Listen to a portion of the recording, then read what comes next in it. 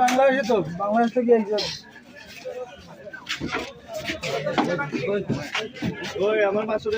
গাড়িটা লইয়া বাড়ির দিকে যাইতে আসি বটতলার দিকে।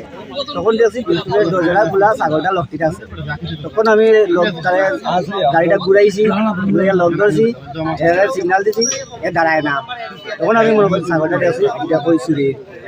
এই অটো গাড়ির মধ্যে যে এই গাড়িতেই চলছিল, গাড়িতে চলছিল, গাড়িতে দরজাটা খোলা আসলো আর ছাগলটা লকটিতে আছে। গাড়িতে টোটাল কতজন আছে? 3 জন। তো কয়জনের ধরতে পারছো? একজনের ধরা, বাকি 2 জন বাড়ি।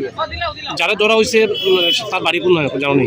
বাড়ি তো একবার কয় সিন্নাথপুর, একবার কয় উত্তরাঞ্চল, মানে সঠিক ঠিকানা কয়।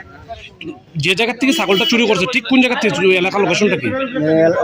গোটবাজার হসপিটালটা পাইলি যা, এখানে রাবার বাগান আছে, এখান থেকে আমি জব করছি। ভদ্র করলেন গোটবাজার যাওয়ার আগে। তো তোমার সাথে তোমরা টোটাল কতজন তার পিছনে দাওয়া করছে? আমরা প্রথম 2 জন আসলাম, এরপরে মানুষের লোক করছি।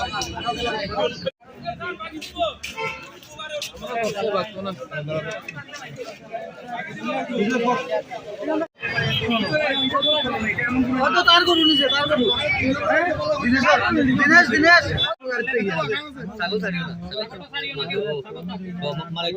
নাম্বার